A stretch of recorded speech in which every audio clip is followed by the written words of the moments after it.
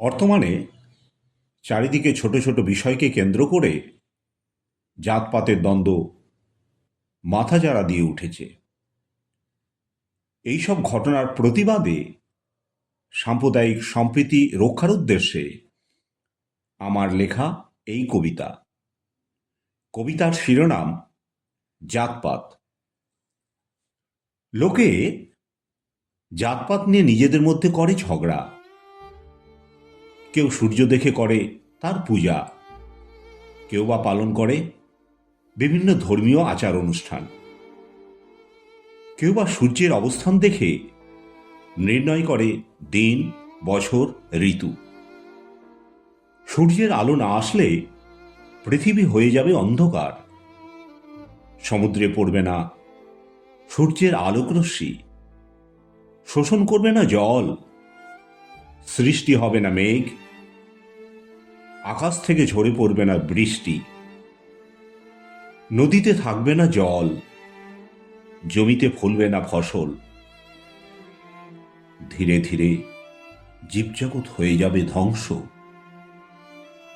কিন্তু সূর্যের কি জাত, কেউ কি কোনোদিন ভেবে দেখেছে সেটা? আকাশের চাঁদ দেখে শুরু হয় রমজান মাস। এই চাঁদেরই বিভিন্ন পর্যায় হল একাদশী, অমাবস্যা, পূর্ণিমা। আর এই চাঁদকে অনুসরণ করে বহু লোক পালন করে বিভিন্ন ধর্মীয় আচার অনুষ্ঠান। কিন্তু কেউ কি বলতে পারে এই চাঁদের কোন জাত? আমরা বাতাস থেকে অক্সিজেন করি গ্রহণ, আর এই অক্সিজেন না হলে প্রাণী জগতের হয়ে যাবে পতন। কিন্তু কেউ কি কোনোদিন ভেবে দেখেছে এই বাতাসের কোন জাত?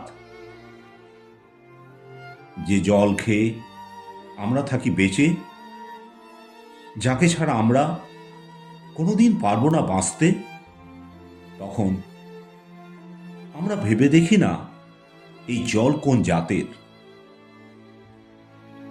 একই সৃষ্টিকর্তাকে কেউ বলে ভগবান, কেউ বলে আল্লাহ, কেউ বলে গড, আবার কেউ বা বলে ঈশ্বর। কিন্তু কেউ কি ভেবে দেখেছে তাদের সর্বময় কর্তার কি জাত? বুদ্ধদেব, মহাবীর, হজরত মুহাম্মদ, যিশু, চৈতন্যদেব, রামকৃষ্ণ সবাই জনগণের কল্যাণের জন্য প্রচার করেছেন বাণী। এনারা প্রত্যেকেই ছিলেন ভিন্ন ধর্মাবলম্বী, কিন্তু কেউ কোনোদিন করেননি অন্য ধর্মের বদনাম। তারা সকলেই চেয়েছিলেন সমগ্র মানব জাতির কল্যাণ।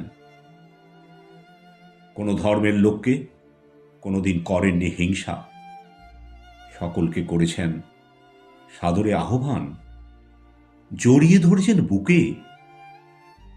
তাদের কাছে কোনোদিন বড় ছিল না জাত, সবচেয়ে বড় ছিল মানবতা। কোনো কোনো ধর্মাবলম্বীদের বিশ্বাস পৃথিবীর প্রথম মানব ও মানবী আদম ও ঈভ। কিন্তু আমরা কি কেউ জানি এরা কোন জাত?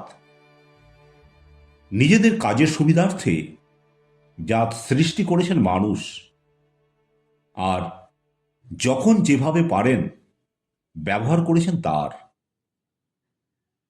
আমাদের জীবন ধারণের জন্য কোনো সময় আমরা বিচার করি না জাতপাত। তবে ধর্মের নামে কেন এই বিদ্বেষ, কেন এই হিংসা হানাহানি, কেন নিজেদের মধ্যে এই মারামারি, খুনোখুনি, কেন এই রক্ত ঝরার ঘটনা ঘটায়?